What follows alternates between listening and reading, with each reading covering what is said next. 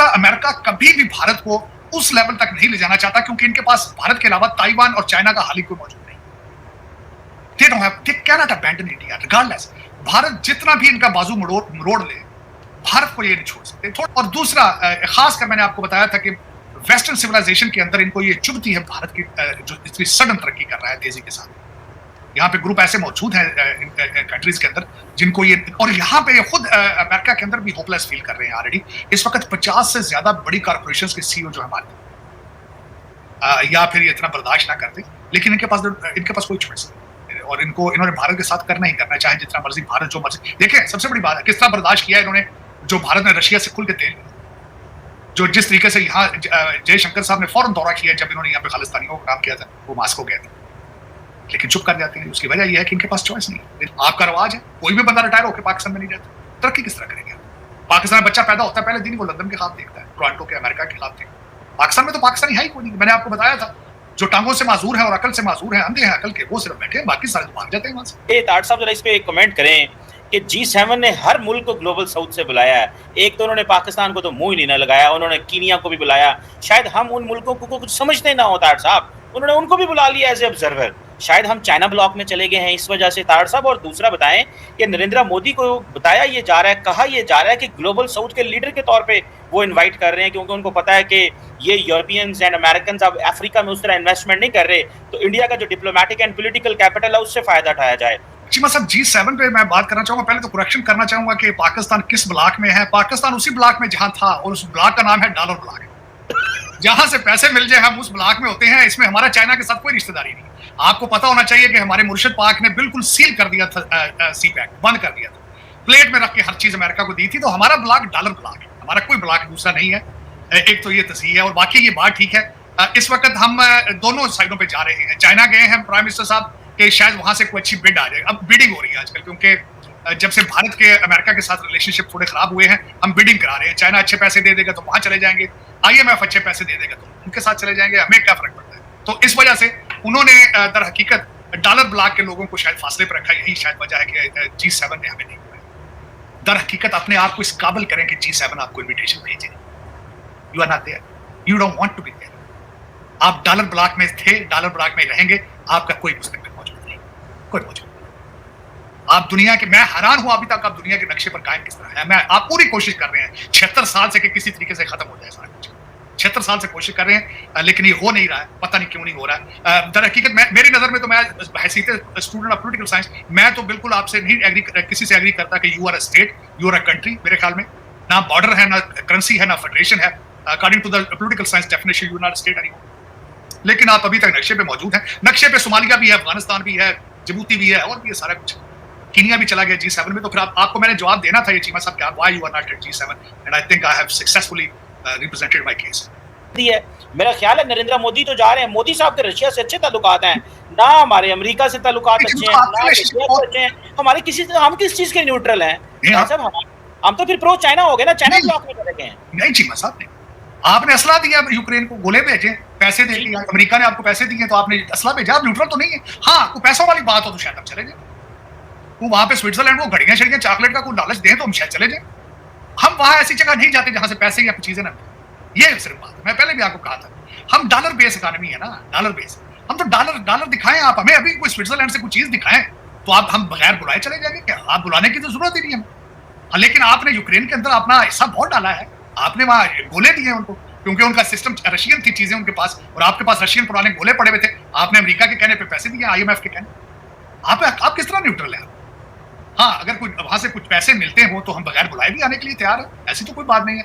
लेकिन चीमा साहब, you have become irrelevant, you have become a liability to the world, you have become liability. आपके prime minister साहब खुद कह चुके हैं कि दुनिया के जो लीडर है मेरा फोन नहीं उठाते। क्यों उठाएंगे फोन आप? Because you are liability. अब जब भी कहते हो ना, आपका स्लोगन क्या है? आपका स्लोगन ये है कि आप हमारे घर आओगे तो क्या लेकर आओगे, हम तुम्हारे घर जाएंगे तो क्या दोगे। तो फिर आपको कौन बुलाएगा भाई? कौन बुलाएगा? अफसोस के साथ है ये, आपको तो मेरे ख्याल बुलाना भी नहीं चाहिए किसी को। ये ज्यादती करने वाली बात है, क्योंकि आप कपड़े उतार के ले आएंगे जहां भी जाएंगे, आप किसी के तो फायदा नहीं।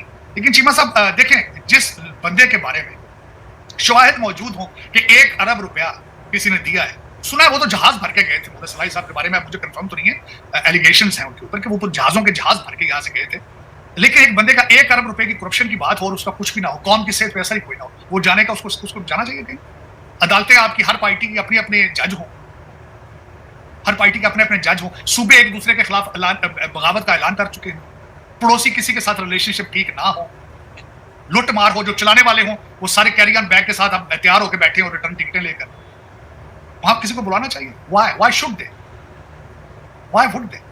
लेकिन चले चीमा साहब, आपने कहते अपनी किस्मत की लकीरें आपने खुद ही बना ली है, जिस तरह 76 साल से हो रहा था उसी तरह चल रहा है। लेकिन हालात अब इस मेरा ख्याल है बहुत पस्ती के, IMF आखिरी सांसों तक वो कहते हैं ना, वो आपको इतने पैसे दे देते हैं कि आप ना जिंदा रहे ना मरे। आप देख लें आपका बजट जो देख लें आप।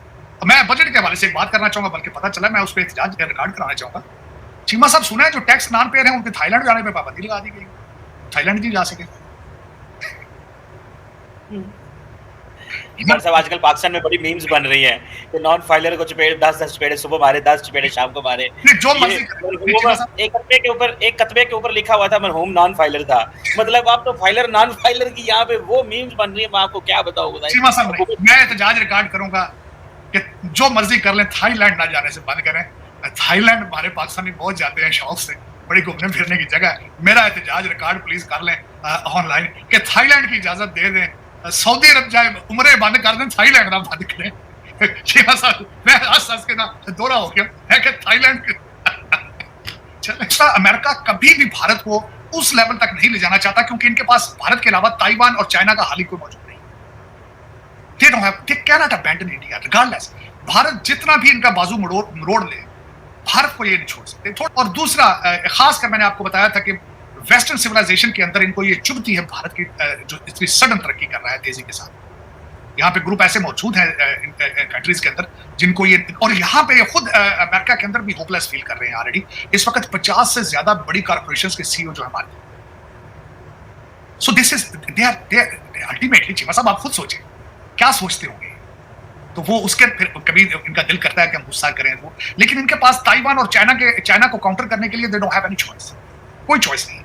अफसोस के साथ ही मैं कहूँगा, इनके पास कोई चॉइस होता तो ये कभी इतना ना कर या फिर ये इतना बर्दाश्त ना करते, लेकिन इनके पास कोई चॉइस नहीं। और इन्होंने भारत के साथ करना ही करना, चाहे जितना मर्जी भारत जो मर्जी। देखिए सबसे बड़ी बात है किस तरह बर्दाश्त किया इन्होंने, जो भारत ने रशिया से खुल के तेल, जो जिस तरीके से यहाँ जयशंकर साहब ने फौरन दौरा किया जब इन्होंने यहाँ पे खालिस्तानियों को काम किया था, वो मास्को गए थे, लेकिन चुप कर जाते हैं। उसकी वजह यह है कि इनके पास चॉइस नहीं। अब भारत इस वक्त जो है, जिस तरह आपने खुद फरमाया है कि ग्लोबल साउथ का एक प्रूवन बात है कि लीडर है, बल्कि मैं तो समझ रहा हूँ कि जिस तरीके से उनकी ग्रोथ हो रही है और चाइना की इकॉनमी स्लगिश है, भारत का जो एक कंसिस्टेंट उनकी इकॉनमी जो है उसका ग्राफ अगर देखा जाए तो Bharat has risen from the global south to the top. मेरे ख्याल में जिस तरह सिक्योरिटी काउंसिल में उनकी सीट की परमानेंट बात की जाती है, they have become an international player, इसमें कोई शक ही नहीं है। चीमा साहब, मैं कल बल्कि आप बात कर रहा था यूक्रेन के हवाले से, जब मैंने थोड़ी रिसर्च की कल अगले दिन, 1 लाख भारतीय जा रहा है ताइवान में जॉब करने। 120 ताइवानीज कंपनियां जो है वर्किंग इन इंडिया में,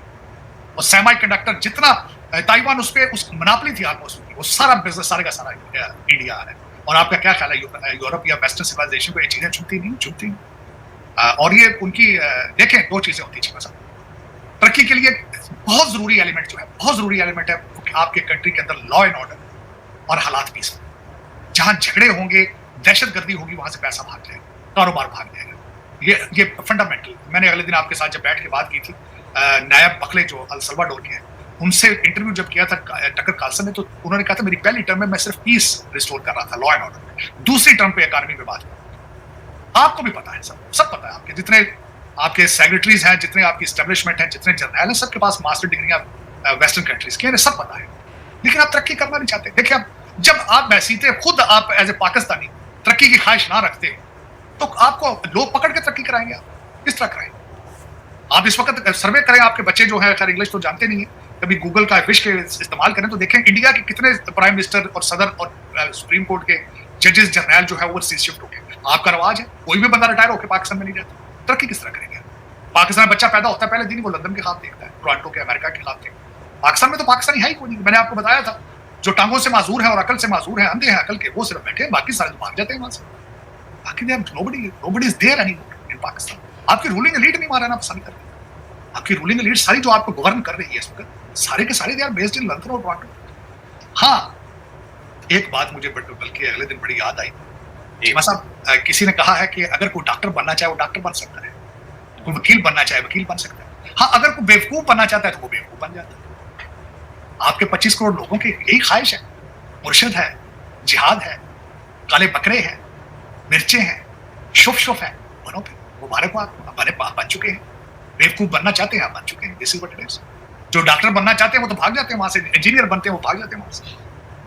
डॉक्टर साहब, मैं तो जब देखता हूँ कि इंडिया और बाकी ममालिक कितना सीरियस बिजनेस कर रहे हैं, दुनिया में डिस्कशंस हो रही हैं, मुस्तकबिल की बात हो रही है। अभी नरेंद्र मोदी आर्टिफिशियल इंटेलिजेंस की बात कर रहे हैं, मेडिटेरेनियन सी की बात कर रहे हैं, वहाँ पे एनर्जी की बात कर रहे हैं। मतलब डॉक्टर साहब, ये हमारा जो डिस्कोर्स है ये तो तबाही की तरफ है। अगर हम यहाँ अफगानिस्तान की बात करते हैं, या हम बात करते हैं हमारे मुल्क में दहशतगर्द आ गए हैं, ये आपको लग रहा है कि जिस तरह इमरान खान कह रहे हैं कि मैं 3 पॉलिटिकल पार्टी से बात नहीं करना चाह रहा, इसका मतलब यह है कि पाकिस्तान के अंदर अगले 5 साल में आपको एक पॉलिटिकल अनसर्टेनिटी नजर आ रही है। That's a political uncertainty leads to economic uncertainty which will halt the foreign investment in the future. तो ये तो कोई अच्छी पिक्चर नहीं बन रही कि हमारे नेबर में तरक्कियां हो रही हों और हम एक दूसरे पे हैं। चीमा साहब, मेरा क्वेश्चन ये होगा, आसिम मुनीर साहब ने खुद एक दफा स्टेटमेंट दी थी कि हम अपनी स्मगलिंग बंद कर दें। स्मगलिंग बंद हुई है, एक स्टेटमेंट किया था। आसिम मुनीर साहब ने खुद कहा था कि एग्रीकल्चर रेवोल्यूशन आएगा, खुद उन्होंने उस पर अमल करना शुरू, उन्होंने बड़ी तकरीरें की, उन्होंने कुरान के हवाले उस पर पेशरफ नजर आ रही है। चीमा साहब, बस यही प्रॉब्लम है। और मैंने जिस तरह बताया कि करप्शन के रेट बढ़ रहे हैं, बल्कि जो कल मैं आपका देख रहा था बजट नया पेश किया है आपने, उसका इम्पैक्ट क्या होगा? आपने सिर्फ तनख्वाहदार तबके को छेड़ा है, सिर्फ वो क्या करेंगे? तनख्वाहदार तबका क्या करेगा? रिश्वत के रेट डबल करेगा। जाहिर है शाम को खाना तो उन्होंने खाना है। अब वो रिश्वत के रेट डबल करेगा तो उसका दूसरा इम्पैक्ट क्या होगा? क्राइम में इजाफा होगा। जब आप इस तरह फिर आप मजाक कर रहे हो, पढ़े लिखे बाहर के हो आप सारे, जो इसका कंक्लूजन यही निकलता है चीमा साहब, डीएनए का प्रॉब्लम है और आपका पाकिस्तान के अंदर पाकिस्तानियत का प्रॉब्लम है, यही प्रॉब्लम। और डॉक्टर साहब, वैसे एक आखिरी सवाल आपसे करना चाहता हूँ। कह रहे हैं कि जितने टैक्स लगा दिए हैं हुकूमत ने, ये ना हो कि एक अपराइजिंग शुरू हो जाए, कोई इनकलाब आ जाए, लोग बड़े परेशान हैं, महंगाई बढ़ जाएगी। और जो लोग, डॉक्टर साहब, इस वक्त मसला यह है कि जो सैलरीड क्लास है डॉक्टर साहब, वो ज़्यादा टैक्स देती है as compare to businessman. Businessman तो टैक्स चोर हैं, वो तो गवर्नमेंट को कहते हैं हम डॉलर लेके आते हैं, बाहर से हमें टैक्स नहीं लगाना, इंटरनली भी चोरी करते हैं। इस वक्त पाकिस्तान की सैलरीड क्लास ज़्यादा अगर वो टैक्स ना दे तो हम तो फारिग हैं। आपको लग रहा है कि ये अवाम उठेगी या इन्हें कोई गलबात नहीं? तो ये अवाम नहीं चीमा साहब, इस अवाम ने आज तक जो अवाम जिसको आप कह रहे हैं अवाम, ये आज की नहीं है चीमा साहब, ये तो माजी में देखा जाए तो फॉरेन इन्वेडर के सामने खड़े हुए हैं कभी आज बताएं ना, अवाम क्या करेगी? फार्म 45 47 का शोर करके 4 दिन फिर सड़ा लेके सौ जाए। चीमा साहब, जब मैंने बड़ा जोर तक मैं जरूर तकसीम दिया कि क्या होगा, किस तरह होगा, ये इन्होंने माजी में क्या किया है, फ्यूचर में क्या करेंगे। तो माजी देखता हूं तो शर्म नहीं होती उसमें। मैं कौन सा फ्रेंच हूं, मैं भी वहीं से आया हूं चीमा साहब। मेरे एंड सिस्टर्स ने कौन से, मेरा मकसद है वहां पे तमगे ले रहे आजादी वास्ते, वो थे फॉरेन इन्वेडर के सामने बैजन इसमें। लेकिन चीमा साहब, नहीं, मुश्किल ये है कि दर हकीकत आपका रेवोल्यूशन का तरीका सिर्फ एक ही हो सकता है। आपका कोई ऐसा लीडर आता तालीम की तरफ लेके जाता, तालीम की तरफ लेके जाता बजाय जिहाद के। लेकिन अफसोस की बात यह है कि आपको जिहाद से पैसे मिलते रहे ज़ियाउल हक के पीरियड से आपने, और आपने उसको कारोबार बना दिया। मजहब को कारोबार, जिहाद को कारोबार, दहशतगर्दी को कारोबार। काश कोई ऐसा लीडर होता आपको मैथ की तरफ लेकर जाता, इंग्लिश की तरफ लेकर जाता। लेकिन अब मियाँ चन्नू की मिसाल है ना, ड्रॉप शिपिंग कर रहे हैं अमेज़न पे बच्चे, लेकिन एक छोटा सा टाउन। मियाँ चन्नू एक्सपेंड भी हो सकता है अगर वो करना चाहे, लेकिन नहीं कर रहे उसको। मुर्शिद पाक मुसलसल जेल के अंदर से भी कह रहे जिहाद जिहाद जिहाद अल जिहाद। अल्लाह पता है किस कौम ये जिहाद करने से ना माजी में किया, लेकिन पता नहीं फिर इसका हल तो सिर्फ तालीम ही है और कोई हल। इसका सिर्फ और सिर्फ हल है मैथ की तरफ। लेकिन पता नहीं क्या बात है, वो कौन करेगा कौन कराएगा। मतलब क्या हम माफियाज हैं। It's not a country any more. Mafias, businessman का अलग माफिया है, दूसरे माफियाज आते हैं। जिसका माफिया नहीं है उसके ऊपर टैक्स लगा दिया उन्होंने। तनख्वाहदारों का कोई माफिया नहीं है, लगा दिया। हाँ लेंगे, लेकिन वो भी सर्वाइव करेंगे रिश्वत के रेट बढ़ा के, वो भी सर्वाइव करेंगे। इस तरह नहीं है कि उन्होंने मर जाना है, फांसियां ले लेनी, उन्होंने भी सर्वाइव करना है, बच्चों को पालना है, रिश्वत के रेट बढ़ा देंगे और उससे क्या होगा, मजीद और इकानमी यहीं से चलेगी ना। जब देखें एक्सपोर्ट पे तवज्जो कोई नहीं है, एग्रीकल्चर पे तवज्जो कोई नहीं है, पॉलिसी कोई नहीं है, सिर्फ तवज्जो किस पे है? IMF अच्छे पैसे देता है या चाइना पे अच्छे पैसे देता है, इस पे तवज्जो। आप देख लें तो दोस्तों जैसे कि आपने क्लिप में देखा कि अमेरिका जो है ना अब मतलब कि भाई परेशान हो चुका है, क्योंकि भाई मतलब जैसे जैसे इन्फ्लेशन बढ़ रही है ना पूरी दुनिया में, और क्रूड ऑयल मतलब कि ऑयल के प्राइसेस इतने हाइक्स पे जा रहे हैं, मतलब कि नए नए हाइट्स छू रहे हैं भाई साहब, ये जो प्राइसेस हैं भाई साहब, उससे अमेरिका को मतलब कि दिक्कत होगी बहुत ज़्यादा। और अमेरिका अब खुल के मैदान में आ गया और बोल रहा है कि रशिया का ऑयल खरीदो। जिस रशियन ऑयल पर अमेरिका ने इतने प्रतिबंध लगा रखे थे, जीना हराम कर रखा था भाई रशिया का, भाई साहब मतलब कि भाई बस रशिया ने क्या वॉर क्या छेड़ दी भाई साहब, रशिया की पूरी इकोनॉमिक कोलैप्स करने के लिए पूरा वेस्ट इकट्ठा हो गया था भाई। अब उसी रशिया के ऑयल को लेकर भाई अमेरिका दुनिया के देशों को कह रहा है कि भाई रशिया का ऑयल खरीदो, रशिया का ऑयल खरीदो। और पुतिन साइड में खड़ा होकर भाई साहब हंस रहा है, अमेरिका पे हंस रहा है, ट्रम्प पे हंस रहा है कि भाई मतलब कि भाई अमेरिका क्या चीज़ है भाई साहब। मतलब कि भाई एक टाइम पे ये कह रहे थे कि रशिया का ऑयल नहीं खरीदना, भाई बिल्कुल डंडा दे रखा था आधी दुनिया में कि भाई रशिया का ऑयल कुछ भी हो जाए किसी भी कीमत पे नहीं खरीदना, ठीक है भाई साहब। भारत पे 500% टैरिफ लगाने के लिए राजी हो गए थे, लेकिन भाई साहब रशिया का ऑयल खरीदना नहीं है। लेकिन भाई भारत ने तो भाई रशिया का ऑयल खरीदना बंद ही नहीं किया था, जिसकी वजह से भाई साहब ये ट्रम्प इतना नीचे गिर गया कि भाई साहब कि भारत के जहाज़ गिराने लग गया भाई साहब, सपने में गिराने लग गया भाई साहब, दिन में गिराने लग गया, और भाई साहब पाकिस्तान को गोद में बैठा के खिलाने लग गया, ठीक है भाई साहब। खैर पाकिस्तान के तो भाई साहब मतलब पाकिस्तान से तो और भी काम निकलवाना था ना उनको कि भाई साहब अभी तो ईरान में भी ज़रूरत पड़ेगी पाकिस्तान की, गाज़ा में और ऑलरेडी आ चुके हैं, गाज़ा में फोर्सेस भेजेंगे पाकिस्तानी, तो भाई पाकिस्तानी जहाँ से डॉलर पकड़ते हैं। लेकिन भाई साहब ट्रंप ने भाई साहब एक एक बिलियन लिया भाई साहब ज्वाइन करने के लिए, मतलब कि ज्वाइन करवाने के लिए लोगों को गाज़ा पीस टॉक्स, ठीक है गाज़ा पीस जब बनाए थे ना इसने भाई साहब, उसको ज्वाइन कराने के लिए 1 बिलियन भी लिया भाई साहब, मतलब ये गेम भी खेल लिया, ठीक है भाई साहब। फिर पाकिस्तान को भी साइड में कर लिया, ठीक है भाई साहब। और भाई साहब मतलब कि पाकिस्तान को तो इस वजह से साइड में किया गया था क्योंकि भाई साहब ईरान में अभी जैसे घुसे हैं अमेरिका और इसराइल, तो भाई साहब कि पाकिस्तान कोई और मतलब परेशानी ना दे सके अमेरिका को, इस वजह से पाकिस्तान को 2 चुम्मे दे के साइड में कर दिया, ठीक है भाई साहब। अब जो क्या बोलते हैं जो ईरान ने सरप्राइज़ दिया ना अमेरिका को कि भाई जो स्टेट ऑफ हॉर्मस है उसने, ईरान ने तो भाई सीधा सीधा अपने ये जो वॉर है भाई साहब उसको इंफ्रास्ट्रक्चर वॉर बना दिया ना। अमेरिका को तो भाई साहब दिक्कत होगी ना भाई साहब, 2 फ्रंटों पर दिक्कत होगी भाई साहब। मतलब कैसे, एक तो ईरान है, ठीक है भाई साहब, और दूसरा भाई साहब अमेरिकन एलाइज हैं, वो प्रेशर डाल रहे हैं अमेरिका पे कि भाई ये तुम क्या कर रहे हो, ये तुम क्रूड ऑयल बढ़ रहा है, हमारे देश में इतनी इन्फ्लेशन बढ़ रही है, हम मतलब कि पेट्रोल की इतनी किल्लत हो गई है, हम मतलब कि ऑफिस नहीं जा सकते हैं भाई साहब, इलेक्ट्रिसिटी नहीं जला सकते भाई साहब, तुम मतलब कि क्या करना चाह रहे हो भाई बता दो ना यार, ठीक है। इस वजह से भाई साहब अमेरिका की तरफ भाई बहुत ज़्यादा प्रेशर बन रहा है। और क्या बोलते हैं अमेरिका अब भारत को कह रहा है, भारत को खुल के कह रहा है कि भाई साहब तुम जितना चाहे ऑयल खरीदो रशिया से, कोई प्रॉब्लम नहीं है। मतलब कि अब क्यों प्रॉब्लम नहीं है भाई, ये बता दो ना प्रॉब्लम क्यों नहीं है अब।